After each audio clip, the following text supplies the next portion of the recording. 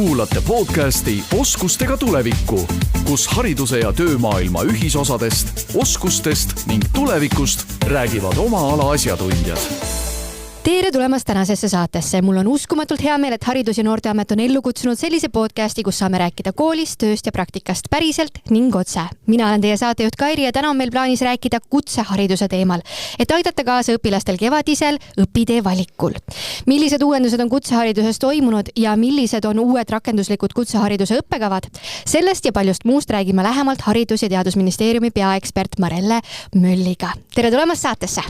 Tere, mul on ka väga suur hea meel, et mind on kutsutud siia, sest need muudatused, mida me kutsehariduses oleme ellu kutsunud, vajavad kindlasti natukene põhjalikumat selgitust. No suurepärane. Enne kui me sukeldume kõikidesse nendesse uuendustesse, siis ma armastan ikka podcasti alustada ühe sama küsimusega. Mis on üks oskus, mille oled elus õppinud ja mis on osutunud kõige kasulikumaks? No siinkohal julgen ma kindlasti öelda, et see oli raamatupidamine. Ehk olen majandusarvestuse lõpetanud ja kogu minu teadlik tööelu, ükskõik millise ametiposti peal ma olen pidanud olema, on see siis peaekspert, on see osakonna juhataja, ka õpetaja, ja ka oma erialal muidugi raamatupidaja, mul on igal pool läinud seda oskust ülioluliselt vaja. Ja tänasel päeval ma olen hästi õnnelik, et ükskõik mida ma siis pean nagu ka otsustama, on need eelarved, planeerimised, jälgimised, investeeringud, soetuste tegemine, loomulikult ka ütleme igasugune majanduslik analüüs, et see on aidanud tegelikult väga palju otsuseid langetada, nii et see on minu oskus. Suurepärane, see tundub siuke asi, mis on ka päris igapäevaelus nii-öelda väga väärt oskus. Aga hakkame siis rääkima natukene kutsehariduse uuenduste teemal, et alustuseks, kui keegi pole kutsehariduse reformi detaile jälginud, mis praegu Eesti kutsehariduses muutub ja miks just nüüd? Julgen väita, et kogu selle kõige suuremate muudatuste ploki on tegelikult ellu kutsunud õppimiskohustus, mis siis õppijatel ühel hetkel on natukene kasvanud vanuseliselt ja teine on see, et seal juures tuleb kindlasti anda kas kutse või siis 18. aastani tuleb siis selle aasta põhikooli lõpetajatel õppes olla.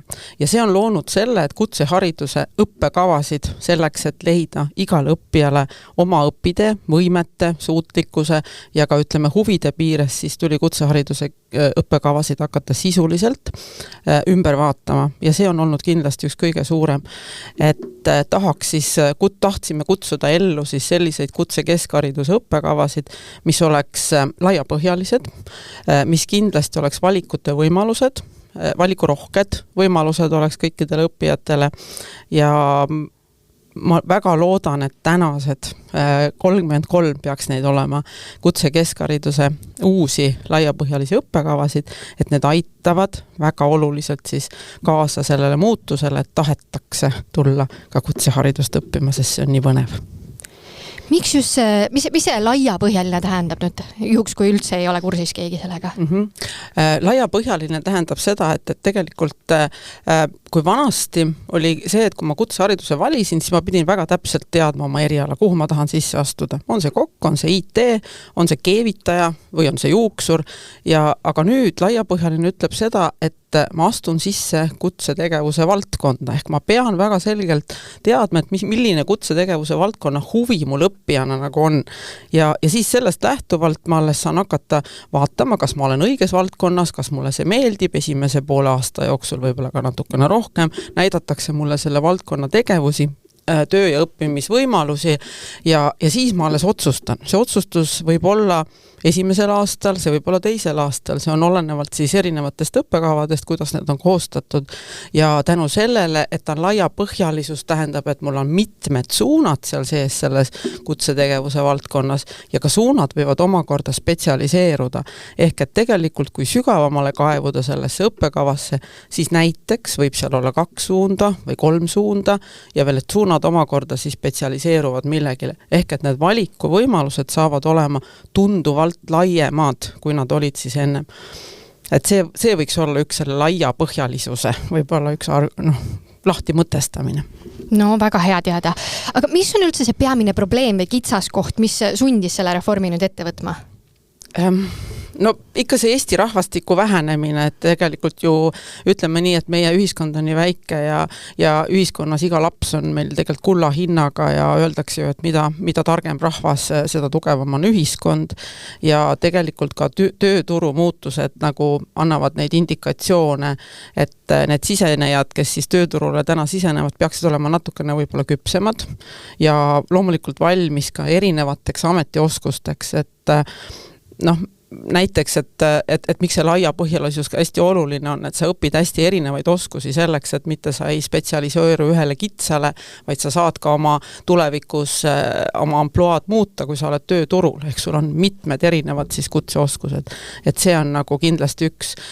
Teine probleem minu meelest on ka see, et meil kaob ära peale põhikooli, ma nimetan nii, et kaob ära kuskil 1000 õppijat õppest laias laastus ümmarguselt ja need on siis lapsed, kellel puudub tegelikult absoluutselt igasugune ametioskus ja paraku uuringud näitavad seda, et nad on niisugusest vaesematest peredest, mis tähendab, et nendel ei pruugi üldse olla see, et nendel ei ole võimeid, vaid nendel lihtsalt on sotsiaalsed probleemid, mis siis takistavad võib-olla ütleme järgmisesse õppeastmesse siis pöördumist.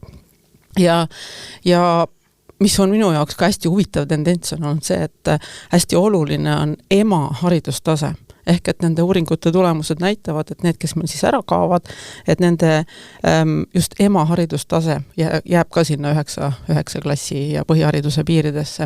Et selleks, et natukene võib-olla siis tulevikku vaatavalt, kui meie rahvaarv hakkab vähenema ja nagu ma ütlesin, et iga laps on hästi oluline meie ühiskonnale, siis püüaks anda võimalused nendele tööturul laiemateks otsinguteks ja eneseleidmiseks ja ka toimetulekuks, et see vist oleks kindlasti hästi oluline. Mis veel tegelikult probleem ja kitsaskoht, ütleme kutsehariduse mõistes, on olnud tegelikult see, et nimetatud on ju kutseharidus tupikteeks ja lastevanemate uuringud on näidanud seda, et miks pärast meil kutseharidus on nagu võib-olla mingisugune, ütleme tagasihoidlik suund lapsevanemate poolt olnud, on see, et nad arvavad, et see on tupiktee, minu laps ei saa minna edasi kõrgharidusse ja see on üks indikaator, mis on ka olulise põhjusena selleks, et me oleme proovinud siis selle uute õppekavadega sihitada selle probleemile lahendust. Ja õppijate poole pealt ma julgeksin väita, et lapsed ise tegelikult on tagasisides öelnud seda, et nad ei tea tegelikult põhikooli lõppedes, kes neist saab, mida nad tahavad, kas nad just tahavad olla kokk või keevitaja või juuksur, ja sellepärast on nendel nagu keeruline, et nad peavad koheselt valima, kui nad kutsekooli tulevad. Gümnaasiumisse astudes nad ütlevad, et nad ei pea valima, nad valivad gümnaasiumi ja nad saavad rahulikult veel 3 aastat mõelda, mida nad nagu teha tahavad. Kuigi see mõtlemise tulemus, julgen ma väita, on ikkagi ka see vahel, et nüüd 2 aastat uuringute tulemusi vaadates näitab tendents seda, et kuskil 40% gümnaasiumi lõpetajatest ei lähe koheselt mitte kuskil õppima, ei kutsekooli, ei kõrgkooli ja mingite aastate, mõne aasta möödudes siis kuskil 10% siiski omandab mingi erialase hariduse, aga 30% jääb endiselt hariduseta. Ehk et lisandub jälle hulk inimesi, kes meil on ametioskusteta, ja neid on hetkel ligikaudu 70 000 meil juba niigi ringlemas. Et meie ikkagi sooviksime, et igal ühel oleks ametioskused. Ja see võib-olla see gümnaasiumi lõpetajate statistika sellisel moel tegelikult näitab, et kui nad oleksid võib-olla tulnud kutsekooli ja saanud selle valdkondliku tätsi juurde, et vaadata, et kas see sobib mulle või mis see on, ehk see tööturu puudutus on kindlasti palju suurem.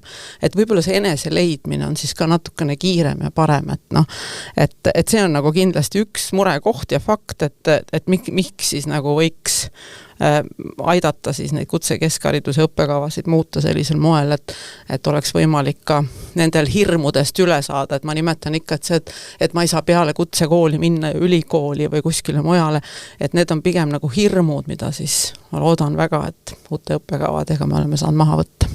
No suurepärane. Ma saan aru, et reformil on üks ambitsioonikas eesmärk ka, et 2035 aastaks võiks vähemalt 40% põhikooli õpilastest valida just kutsehariduse. Mis sa ise tunned, kui realistlik see tegelikult on? Mina tunnen, et see on väga realistlik. Et siin ma üldse ei kahtle ja ma arvan, et eesmärgid tegelikult peavadki olema natuke kõrgemad ja ma kohe põhjendan, miks ma üldse nagu selles ei kahtle, et kui ma vaatan neid õppekavasid, mille me oleme loonud, eks ole, seal on muidugi igasuguseid komistuskive, ütleme ka õppeprotsessi mõttes, eks ole, ja sellest võib-olla natukene räägin ka hiljem, aga tegelikult, et see muudatus on väga suur, see on ju täitsa selge. See muudatuse, ütleme, mõju ei ole meil kohe täna, homme, ülehomme, ehk et kui meil esimesed piloodid ju hakkasid alles 25. aasta sügisel esimeste õppekavadega minema ja siis tegelikult, ütleme, 4 aasta pärast me alles näeme neid, loeme tibusid, et kuidas tibudel on läinud ja kuidas nad välja lendavad pesast, eks ole, kas nad lendavad hästi, kas on suund sellele, mida me oleme sihitanud ja siis me alles saame teada ja tegelikult siin on hästi palju, mängib suurt rolli, kuidas ka tegelikult see õppetöö kvaliteet ja see sisutöö koolis hakkab toimuma sellel moel, et jälle taas, kuna ma olen 20 aastat ka ise koolis töötanud, siis need uuringud pigem nagu vastuvõttudes näitavad, et miks õppijad tulevad kutsekooli, et keegi sõber rääkis, siin on nii hea ja tore ja ehk et kommunikatsioonil on hästi suur jõud. Ja kui see kommunikatsioon läheb positiivselt nagu laiali, et jah, et näed, need on ägedad ja meil on äge õpe ja samas ma saan tööturule hästi minna või lähen kõrgharidusse ja et see positiivne kommunikatsioon sisemiselt, et see võiks hakata kandma, aga sinna läheb aega. Et ma arvan, et ka 4-5 aasta pärast me päris täpselt ei näe seda, sest kui vaadates eelmist reformi kutsehariduses, mis oli aastal 2013, siis tegelikult 10 aastat võtab hariduses kindlasti aega, kui me saame hästi tõsiseid ja järjepidevaid selliseid järeldusi teha, mis tähendab, et 2035 on 10 aastat ja ma väga loodan seda, et see siht, et need 30%, kes tegelikult ei lähe pärast gümnaasiumit edasi õppima, et nad tulevad siiski ja julgevad oskuse omandada ja koos siis selle üldharidusega. Nii et mina usun, et see on täiesti realistlik, aga see sõltub ka natuke meie kutsekoolide õppetöö kvaliteedist ka. Sa mainisid, et te juba teete piloote. Kas see tähendab seda, et te tegelikult jooksvalt ka ikkagi mugandate õppekavasid või mis nende eesmärk täpsemalt on? Me alustasime eelmine aasta esimese 13 laiapõhjalise õppekavaga, mis me lõime juba ja kutsekeskhariduse õppekavaga ja koolidel oli siis võimalus, kes osalesid selles projekti loomes, et meil oli see õppetöö koos loome, et kõikide koolide koostöös oli see tehtud ja koolidest siis nad võisid valida, millise vähemalt ühe õppekava nad siis ellu rakendavad ehk piloteerima hakkavad, et me saaksime juba ka mingil moel tagasisidet ja et siis kohandada, mugandada, täiendada, parandada, muuta, mis iganes see hea sõna võiks olla, siis 26. aastal siis rakenduvaid. Nii et praegu ongi, et see esimene pääsuka on meil natukene tehtud rakendusseminari näol, et saime kokku, mis tuli initsiatiiv väga toredasti altpoolt, et koolid ütlesid, et nüüd on juba pool aastat möödas ja saame kokku ja räägime ja avaldame oma arvamusi ja mõtteid ja vahetame ja muudame, hoiame loome, nagu oli selle kokkusaamise pealkiri. Et siis me saime juba natuke esimese poolaasta üle ka arutada. Nii et jah, loomulikult seire saab olema kogu aeg, see on meil sisse kirjutatud meie tegevuskavades, et me seirame, kuidas õppeprotsess läheb iga jumala aasta, et aasta-aastalt võtame seda, sest siin on hästi olulised aspekte, mida me näeme selle õppimiskohustuse ka kaasnedes, kus kõik õppijad peavad leidma endale ju koha kutsekoolis või gümnaasiumis, ehk õpikoht peab olema nendele tagatud, mis tähendab tegelikult väga suuri väljakutseid koolidele ka toe pakkumise, karjääri nõustamise, ka läbi selle õppeprotsessi, et siin see laiapõhjaline rakenduslik kutsekeskhariduse õppekava tegelikult eeldab seda, et kui õppija valib esimesel või teisel aastal oma suundumust, siis keegi peab olema toeks, kes aitab tema tugevusi välja tuua ja tema huvisid ja võimeid väljendada sellisel moel, et ta teaks valida või näiteks ka see, et kui me oleme siis seda laiapõhjalist õppekava üles ehitanud nii, et tal on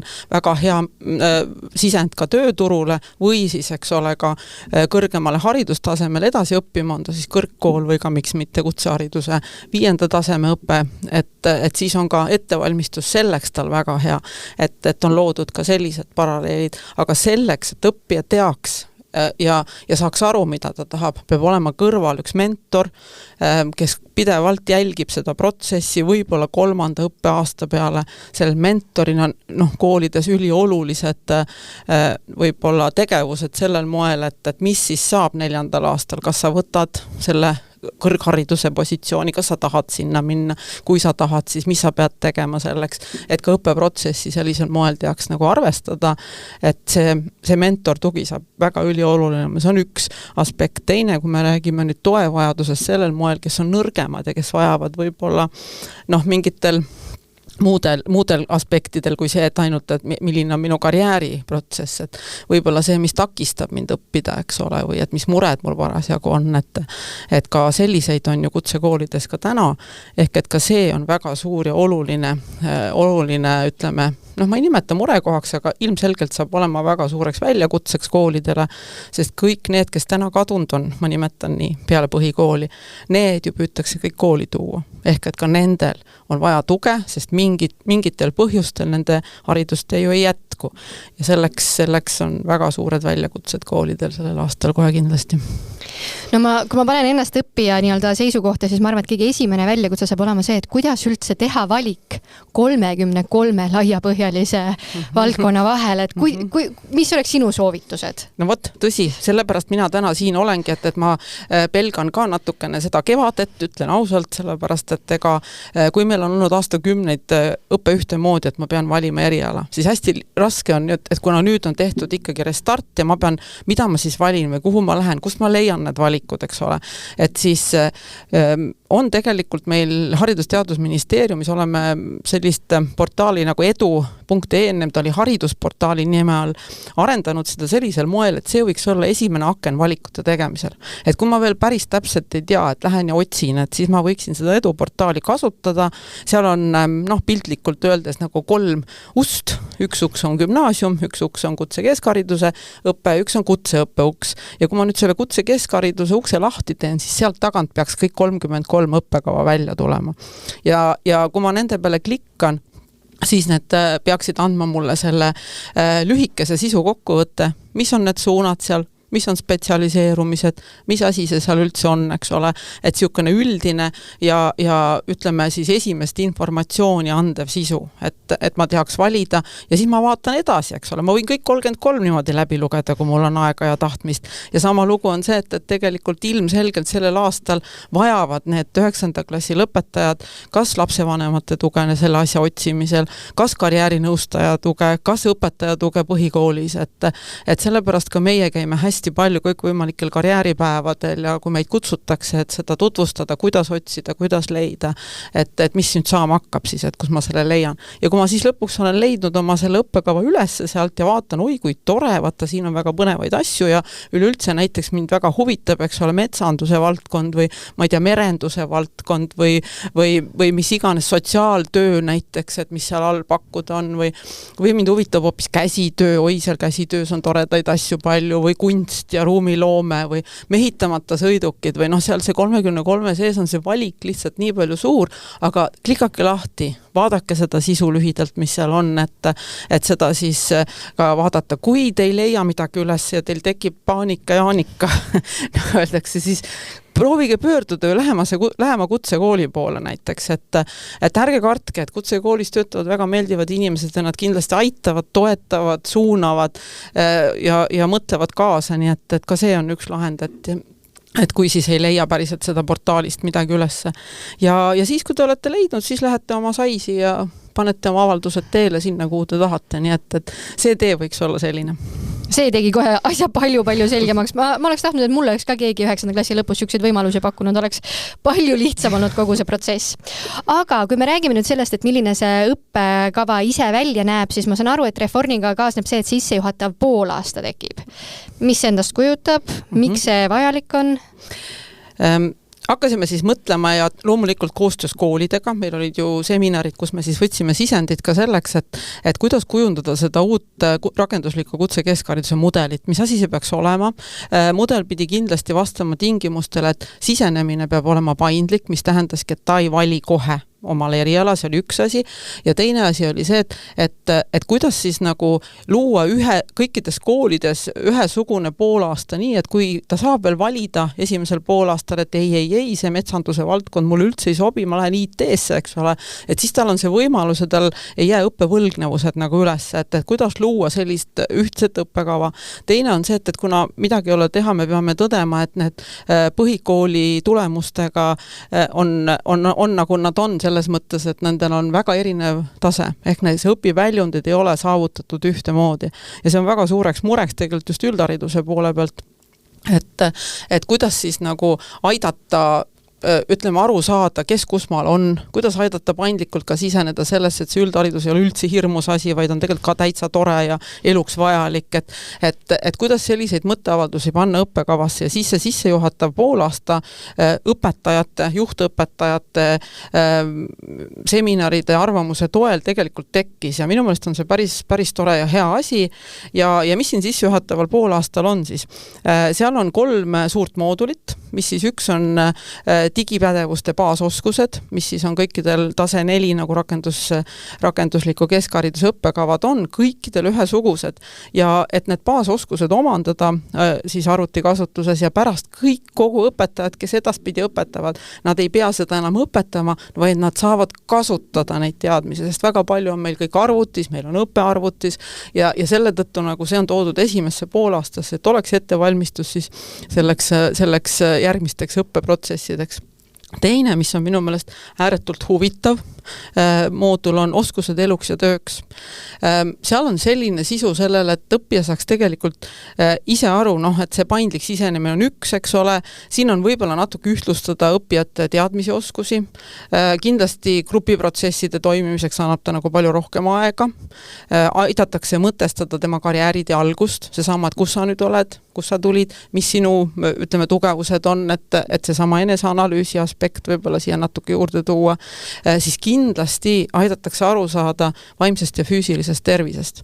Ja antakse õppijal tegelikult võimalus ise mõtestada lahti, et kuidas tema saab aidata oma vaimset tervist säilitada, et millised aspektid on seal juures need, et millele ma pean tähelepanu pöörama, kuidas ma magan, kuidas ma söön, kuidas ma liigun, mis ma nendeks olen siiamaani ära teinud ja miks see oluline on, et kui me järjest räägime, et õppijad on hästi palju arvutis ja istuvas asendis ja nad ei maga öösiti ja siis tekivadki need, et ei jõua kooli ja tundi, et kuidas see sind mõjutab, ehk et ka sellised asjad on see. Loomulikult on seal sees ka veidikene majandusteadmist, et see on küll hästi baasiline, aga siiski, et kuidas majandus toimib, kuidas ettevõtlus toimib, kuidas tööturg toimib, miks tööturg, et siin on nagu räägitud ka, et võib-olla natuke hilisemalt ja rohkem peaks sellest rääkima, aga kuna nad lähevad praktikale, siis kutseõpe on praktiline.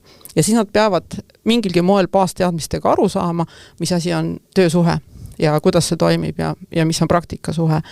Ja üks oluline aspekt on seal juures nüüd siis veel, et rahatarkus on siis see, mida kindlasti ka vaja õpetada, et ja rahatarkuse siis väljundid ja saavutamine on ka siis selles mitte täiel ulatusel, aga nagu ma ütlesin, et kuna see on esimene poolaasta, siis esimesed teadmised, kõige olulised teadmised peaksid olema nagu selles poolaastas ära.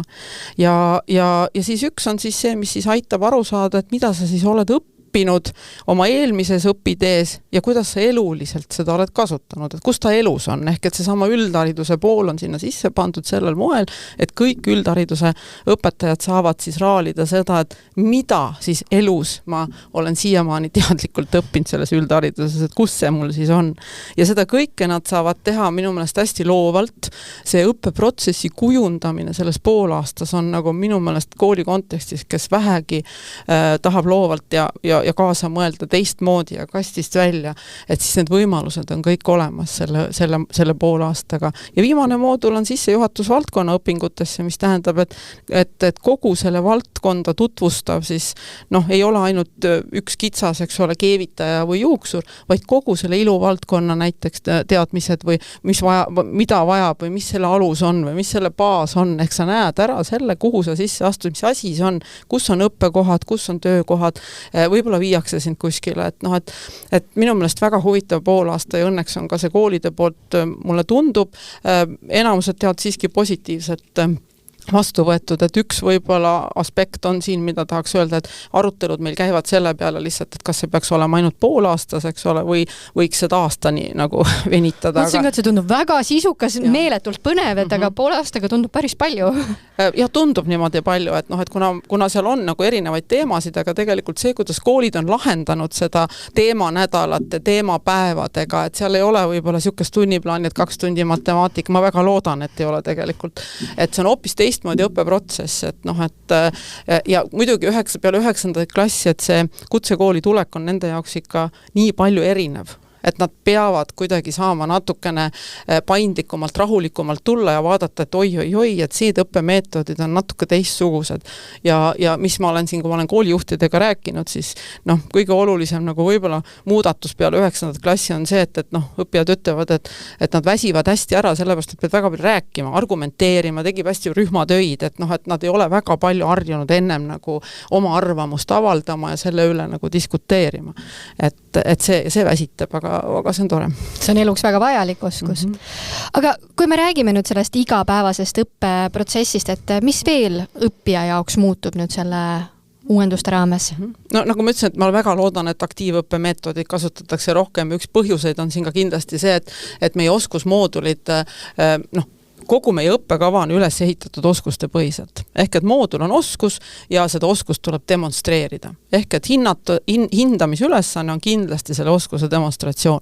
Ja see aitab tagada natuke meile, et tööturg oleks rahulik, et see oskus on omandatud ja me oleme seda, eks ole, tagasisidestanud. Aga see tegelikult peab ka koolidele minu meelest panema selle olukorra, et ma pean asju praktiliselt õpetama.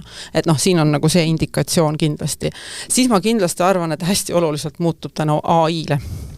Et siin ei ole mitte ainult õpetamine, vaid ka õppimine. Et kuidas õppija õpib, kuidas ta kasutab seda instrumenti. Et sealt hästi palju kindlasti õppeprotsess muutub. Ja eriti, kui me räägime nüüd selles, et me ju oluliselt muudame üldharidusainete mahtu, mis oli ennem kutsehariduses ja mis tuleb nüüd. Et see on väga oluline muutus. Ja üldharidusainetele ilmselt võib-olla õppeprotsessi mõttes annab kõige esimese siukse uue muutuse see AI, sest kui kutseõppe on praktiline, siis AI veel käsitsi sinu eest, eks ole, ikkagi ei keevita ja juukseid ei lõika, võib-olla kuskil küll, aga mitte selles kontekstis, nagu mina räägin, aga üldharidusainete õppimine ja õpetamine kindlasti on absoluutselt teistsuguse mõtestatusega selle AI tulekuga. Nii et nagu ma ütlesin, muutub üldharidusaine õpingute maht, mis aitab siis ette valmistada paremini meile kõrghariduseks ka, mida ennem kutsehariduses ei olnud. Nii et see on siis ka nagu veidikene. Ja üks asi veel, mida ei tasu ära unustada, et me õppes ka mitteformaalset õpet arvestame. Ehk et see on need vaba õpingud, et miks mitte, kui laps ikkagi käib kuskil huviringis või trennis või on see jalgpall, kerge jõustik, ma ei tea, koorilaul või muu rahvatantsuring, võib-olla ta käib suvel tööl. Et siis kõike seda nüüd saab arvestada ka teatud mahus siis meil õppekava osana, kui siis selle alusel tuuakse vastav dokument, mis siis sobitub, nii et seda võtame ka arvesse nüüd õppekava osana. See on siis nagu ka, ütleme, igapäevase õppetöö võib-olla natukene uuendus. Aga võib-olla ka see, et ma ütlen valikõpingute puhul näiteks ka, et õppijal on tegelikult väga palju valida ka erinevate võimaluste vahel, mis siis puudutab, ütleme, erialaseid kutseoskusi, mis puudutab täiendavat praktikat, mis puudutab võib-olla ka Erasmus pluss rahvusvahelist praktikat, et kui ta soovib minna pikemaks ajaks, kui praegu siiamaani need võimalused on olnud. võib-olla töökohapõhise õppe osatähtsust, eks ole, seal selle valikõpingute raames, et ja siis loomulikult see üldhariduse eksamiks ettevalmistamise plokk ka, et kui ta tahab veel juurde õppida, et ta on sellest vähe ja kinnistada ja minna kindla peale välja, siis see võimalus on ka olemas. Nii et tegelikult on päris palju sisulisi uuendusi seal sees. Nii on, ja sa mainisid ka siin juba paar korda, et mahuline uuendus on ka, et see on kordades suurem, et mis saab nendest õpilastest, kes ei ole võimelised või ei taha nii suures mahus õppida? Kutseõppe õppekavad on ju endiselt alles. Need ei ole mitte kuskil ära kadunud, küll aga jah, peame tõdema, et 2 aasta jooksul, kuna väga suur aur on läinud just kutsekeskhariduse õppekavade peale, siis nüüd saavad fookuse kutseõppe õppekavad, mis praegust, nagu ma ütlesin, ei ole kuskile kadunud, nad on olemas, aga selge on see, et õppimiskohustus tingib ka selle, et me peame neid natuke juurde koostama. Ühe uuenduse me tõime ka tase 3, mis on nendele, kellel ei ole siis seda üldhariduslikku plokki sees ja kes võib-olla natukene on nõrgemad, et tõime nendele sisse ka laiapõhjalisuse, kuigi see laiapõhjalisuse tähendus on seal natuke teistmoodi, et me lõime ka selle õppekava sellise, kus ta ei saa mitte ühe oskuse, näiteks abipagar või abikokk, vaid tal saab mitut erinevat oskust, et tal on 4 oskust või 5 oskust sinna sisse integreeritud, ehk ka tema võimalus tööturul hakkama saamiseks, kui ta ühe töökoha kaotab, et tal on erinevad kompetentsid, et ta suudab ka mujale minna. Et selle me oleme nüüd piloodina teinud ja ta on küll toitlustuse teeninduse valdkonnas, ma väga loodan, et kui see hästi tööle läheb, siis ka teistesse valdkondadesse tekib sarnane laiapõhjaline mitme kompetentsiga õppekava juurde. Aga nagu ma ütlesin, et meil jäävad kõik kutseõppe õppekavad alles, kõikidele tasemetele ja me proovime läbi nende siis aidata neid vähemalt mingi ametioskuseni, kes siis tõesti seda kutsekeskharidust ei ole võimelised õppima. Kuidas üldse pilootprojektidele praegu tagasiside on olnud? Ma olin isegi natukene positiivselt üllatunud peale seda rakendusseminari, kui see esimene poolaasta, mis praegu ära on olnud, ehk et enam-vähem see poolaasta selle sissejuhatava osa peale on toimunud. Ja minu väga positiivseks üllatuseks oli see, et kõik see mulle tundub, mida me sihitasime, tegelikult juba nagu on kajastunud. Et ma võib-olla siinkohal toon need positiivsed näited, mida koolid ise, nad pidid kirja panema eelnevalt, kui nad tulid, et mis see positiivne külg siis on sellest, mida nemad siis esimeses poolaastas nägid. Ja siin oli sellised tagasisided, et paindlik sisenemine õpingutesse ühtlustab õppijate teadmisi ja arendab sotsiaalseid oskusi. Õppimise mõtestamisele ja grupiprotsessideks antakse palju rohkem aega. Toimub teadlik keskendumine uude kooli sisse elamisele ja karjääri mõtestamisele ning teeb ühest koolisüsteemist teise ülemineku õppija jaoks palju sujuvamaks ja ka turvalisemaks. Arenevad koostööoskused, rühmatöös osalemise oskus, samuti õppetöös osalemise distsipliin on kasvanud, õppijatel on suhteliselt varakult tekkinud mõningane erialane teadlikkus ja ootus, teadlik keskendumine on õppimisele just ja karjäärile ja võtmepädevustele on olnud ka väga-väga hea. Ja õpetajate vahelist tihedat koostööd toodi ka esile, et see esimene poolaasta, kui sa tahad teistmoodi seda teha, siis sa pead tegema koostööd. Ja tutvumine uue kooliga, kaaslastega, õpetajatega, see kõik on palju intensiivsem ja samas nad kirjutasid, et õppetempo nagu ei ole väga suur. Ja õppijad tunnetavad, et nende arvamust küsitakse palju rohkem ja sellega ka arvestatakse. Ja kõik need teemanädalad, millest ma siin korra rääkisin, et seda toodi ka väga positiivselt välja, et on loonud väga huvitavad erinevas vormis koostööd ja aidanud nagu siuksele eduelamusele veidike õppijale kaasa. Nii et tegelikult kõik see peegeldus minu jaoks hästi oluliselt vastu, mida me tegelikult selle poolaastaga tahtsime saavutada. Ma väga loodan, et see areneb veel varemaks, sest kõik need, kes veel ei rakenda, said sealt sisendit, kõik koolid, et omale siis sügisest seda rakendama hakata. Nii tore kuulda, et päriselt ka asjad liiguvad täpselt nii, et õpilased ise on ka rahul protsessidega. Aga kui me räägime nüüd sellest, et sa paari sõnaga puudutasid AI-d ja me teame, et maailm on pidevas muutumises, siis milliseid erialasid või valdkondi soovib reform rohkem rõhutada, arvestades siis tuleviku majanduse vajadusi? No kui minu nagu seda juttu siin kuulda, siis tegelikult ütleme reform selles mõttes ei rõhuta midagi, vaid reform annab võimaluse õppijale erinevate huvidega õppijatele oma teel edasi minna. Aga kui sa nüüd ütled, et mis väärtused on ühiskonnal, siis kindlasti inseneeria on see valdkond ja siin kõik need, ütleme siis, laiapõhjalised õppekavad, mis inseneeria valdkonna alla kuuluvad, et need on kindlasti väga oodatud. Hästi kahju, et õppijad pelgavad hästi palju matemaatikat ja füüsikat, et nii kui küsimus esitad, et miks sa ei taha minna seda õppima, siis on see matemaatika ja füüsika. Et tegelikult on ju inseneeria läinud ju tänu infotehnoloogia arengule ikka teinud väga suure hüppe ja nad on väga huvitavaks läinud, et kes vähegi nagu, ja ka matemaatika, füüsika on väga huvitavad, et kui me eluliselt suudaksime selgeks teha, et need on põnevad ja kus need põnevad kohad on ja kui vanasti inseneeria, minu vanusele inimesele kangastub sellega, et käed on õlised, eks ole, ja jube must töö on, siis tänapäeval on väga palju kõik automatiseeritud ja sa tegelikult peadki automatiseeritud liine haldama, eks ole, mingil moel, et seal seisab sinu tarkus, et kätest nagu pähe on inseneeria nagu minu vaates arenenud. Et sellest on mul hästi kahju, sest tegelikult kõik sellised õppekavad, mis siis meil kutses on, mis on tehnikud, automaatikud, energeetikud, need tööta ei jää.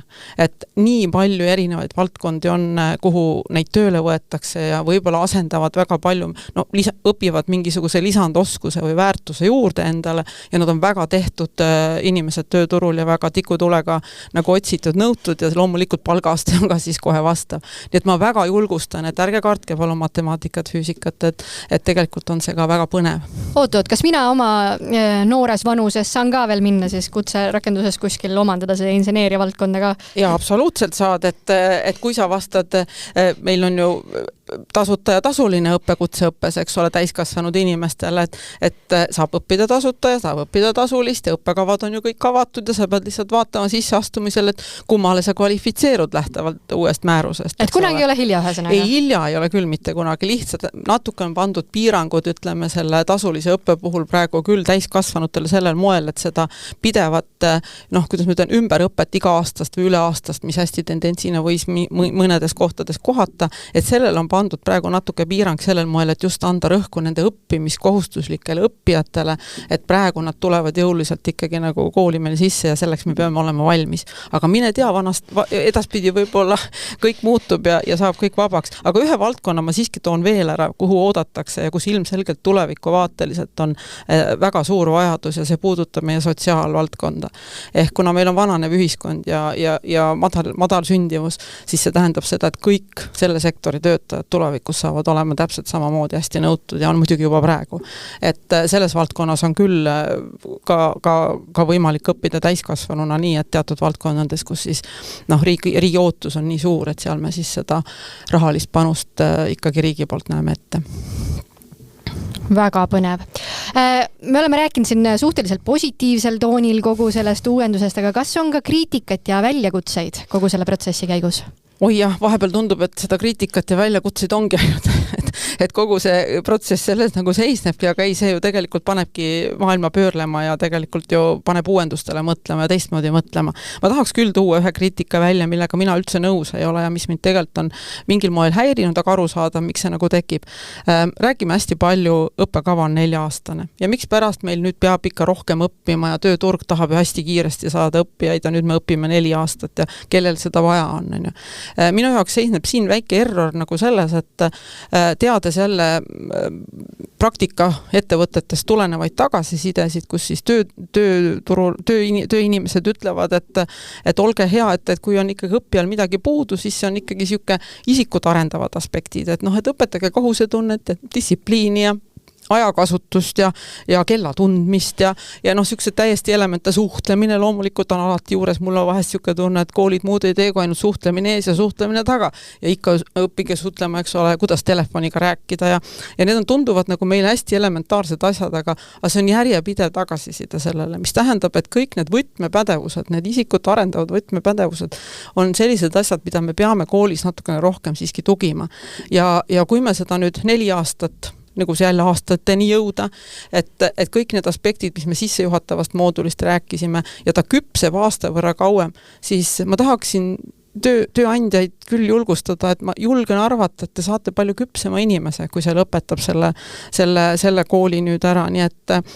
ühtepidi siis error, et tahaks ruttu tööturule, teistpidi tahaks küpsemat inimest, et 2 korraga me ei saa, eks ole, et see on nagu selge. Teine, miks mul see aastate puhul, miks ma ütlesin, miks mind see häirib, on see, et me kordagi ei räägi sellest, et mis me saame selle mis väärtuspakkumine selle 4 aasta sees on, et palju olulisem on, mida ma saan, mida minu laps saab, näiteks kui minu laps sinna läheb, siis mina tahan teada, mida tema saab, mis on selle 4 aasta siis sees ja mõte ja kuidas tema siis areneb ja kuidas see aitab teda tuleviku elus ja mitte see, mitu aastat ta õpib, eks ole, et kui sa tahaksid juuksuriks õppida, eks ole, sa ju ei küsi, et mitu aastat ma õpin, sa tahad juuksuriks saada, eks ole, kui kaua selleks läheb, et see on hoopis teine asi ja see on protsessi põhine, et millal mina oskuse saavutan, on ju. Et see on see.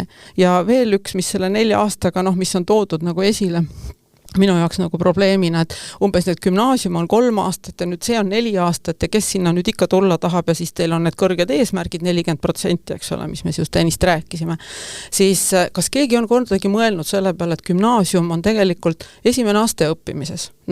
Sa ei ole omandanud mitte ühtegi ametioskust, sul ei ole eriala, mis tähendab seda, et gümnaasiumi lõpetaja, sa pead edasi õppima. 3+3, 3+5, olenevalt millise astmesse sa siis kõrghariduses jääd, või ka miks mitte 3+1, eks ole, kui sa tuled kutseõppe tasemele 5 õppima, sest see võimalus on ka olemas. Et kutsekoolis on ju 5. taseme õppekavad, mis on aastased või 2-aastased ja sa omandad selle ametikutse ja sa saad tööturul jälle hakkama paremini. Ehk et unustame selle ära, et see 30%, kes ei lähe mitte kuskile, jäävad tegelikult katkise haridustasemega. Et see on need 2 aspekti, millest me ei ole üldse rääkinud ja sellepärast see 4-aastaste jutt on olnud minu jaoks alati siukene natukene vajab selgitamist. Just nii hea, et sa selgitasid selle ära, et nüüd on see palju loogilisem, et miks just 4 aastat. Aga ma ühest momendist võib-olla räägin veel kitsaskohast, et see toe pakkumine, mis on, et kui ma et karjääri pakkumine, mentorluse pakkumine läbi selle õppe, eks ole, mis on hästi oluliseks saab, siis need hirmud on ka olnud hästi suured, et kus me leiame need inimesed, kes seda tuge pakuvad, et koolid on ju kohustatud ikkagi võtma endale ju spetsialistid tööle, kes siis hakkavad ka on see sotsiaalpedagoog, eripedagoog kui võimalik, et aga neid ei ole ka väga lihtne turult saada või kui on, siis ütleme koolipalga astmestik võib jääda, jalgu ei pruugi, aga võib jääda. Et kus me leiame need inimesed ja kui tihe siis see mentorlus ja töö peab olema, ehk et tegelikult see õppija toetamine, nagu ma ütlesin, on olnud hirmuks, see on koolide poolne hirm hästi suur ja kuidas leida siis aega ja vahendeid selleks, et see toimiks nii, nagu ta tegelikult toimima peab. Et siin ma ütlen ka, et väga tõsine väljakutse meil koolidel ja seda me seirame ka ja loomulikult, kui on abi vaja, siis me ka püüame aidata igal moel, et need asjad saaks nagu teoks. Et see on küll aga hoiame siis silma peal ja nendest hirmudest ja muredest nagu sellisel moel ka jagu saada. Aga rohkem ma niimoodi ei oskaks enda seisukoha pealt, eks seda kriitikat ole ju veel. Aga need on nagu minu vaateliselt olnud 2 kõige suuremat võib-olla, mis vajavad natukene selgitust, et jah. Eks antud temaatika on väga-väga laiapõhjaline ja me võiksimegi siin tunde tõenäoliselt arutada sellel teemal, aga kas on midagi, mida sa kindlasti tahaksid veel välja tuua enne, kui me saate tasapisi kokku pakime? Ma tahaksin võib-olla võtta kokku kogu selle jutu nende kutsekeskhariduse õppekavade osas ka, et miks see on, et minu meelest on see ikkagi olnud nagu väga oluline samm õppija kesksema ja niisugune tuleviku kindlama hariduse suunas, et kui õppijal ikkagi on valikuid rohkem ja muidugi öeldakse alati, et inimene ju isiksusest tulenevalt, et ega meil ju praegu ka 6% lõpetajatest läheb kõrgharidusse, et tegelikult kõik on võimalik ja järjest enam on võimalik, aga siiski, et peaks andma nagu kindlama tunde kõikile lõpetajatele, et sul tööturul on midagi teha ja sa ei jää hätta. Et sul on valiku võimalust. Ma olen ikka öelnud, et haridust tõepoolest, et siiamaani nagu ei pidanud omandama, eks ole. Aga kui sul on see trumppäss taskus, siis ühel hetkel, kui sul on vaja see välja võtta, siis sul on see välja võtta. Et see kindlasti. Ja mina ütlen ka seda, et see pikem õppeaeg siiski võimaldab tasakaalukamalt ühendada nii üldharidusaineid kui ka erialased oskused, annab õppijale kindlasti ka minu meelest niisuguse tugevama mundamendi nii tööturule sisenemiseks kui edasiõppimiseks ja õppija koormus ja areng on minu meelest palju paremini ajastatud ja toetatud. ja loodetavasti tulemuseks on tunduvalt enesekindlam, küpsem ja paindlikum lõpetaja, kellel tegelikult on niisugused reaalsed valikud siis nii tööelus kui haridustee jätkamiseks, nagu ma juba korduvalt olen öelnud, nii et mina usun sellesse, sest ma olen koolis 20 aasta jooksul näinud seda, kuidas juba 3. õppeaastas, kui need õppekavad olid 3-aastased, siis 3. õppeaastal see küpsus poistel näiteks hakkas väga selgelt juba välja tulema. Et mida nad tahavad, kuhu nad tahavad minna ja kui nendega arenguvestlusi tehes, siis see tuli nii selgelt välja, kuidas kui ma oleks esimesel kursusel paremini õppinud või teadnud, et võt see on nii äge, või et ma üldse olen selles valdkonnas nagu väga tugev, nii et see areneb tasapisi ja nagu ma ütlesin, et poistel veel seda enam, et natuke võib-olla võtab rohkem aega kui tüdrukutel, mis on loomulik. No väga hea, siis mul on sulle veel viimane outro küsimus ja mis on üks soovitus, mille annaksid lapsevanemale või noorele, kes kaalub kutsehariduse omandamist? Oi, õppija, ole julge. Minu meelest on kutseharidus väga huvitav. Ta annab sulle niisuguse kindla aluse elus hakkama saamiseks, mida sa ei pea kindlasti mitte kunagi kahetsema. Ja õpi teel, kui sa vajad abi, siis küsi seda. Ära jää üksi, vaid küsi. Kõik uksed on avatud, kõik räägivad sinuga, ära pelga, et iseenda eest seista, et see on kindlasti õppijal. Kutseharidus on äge, et mina olen olnud alates 2003. aastast kutsehariduses ja ma olen näinud, mis seal sees toimub, kuidas neid õppebaase on arendatud, kuidas õpetajad on empaatilised, kaasamõtlevad, loovad, oma valdkonna täielikud fännid, et ära karda. Lapsevanematele ma tahaks ka mitte just soovitust, võib-olla ka kaasa mõtlemiseks nagu öelda seda, et kutseharidus ei ole enam ammu juba tegelikult tupiktee, et me peaksime hakkama sellest mõttelaadist nagu lahti laskma, mis on väga vana igand, et see ei ole see ja kindlasti ei ole ta rumalate varjupaik. Pigem on kutsehariduses, kes tulevad toime ikkagi, eriti veel sellel uuel õppekaval, peavad olema väga tugevad isiksused sel moel, et õppida nii eriala kui üldharidust, eks ole, ja et ei ole rumalate varjupaik kindlasti kohe. Nii et väga ägedad on ja ühe mõtte veel, vabandust, ma pean selle ütlema lihtsalt, et ma tahaksin kõigile täiskasvanutele öelda, kes on täna põhikooli laste kõrval. On see õpetaja, on see lapsevanem, on see muu toetaja, et las noored realiseerivad oma unistusi ise, mitte meie unistusi. Et kui nad seda saavad teha, siis nendel on sära silmas ja uskuge mind, nad õpivad väga ägedalt.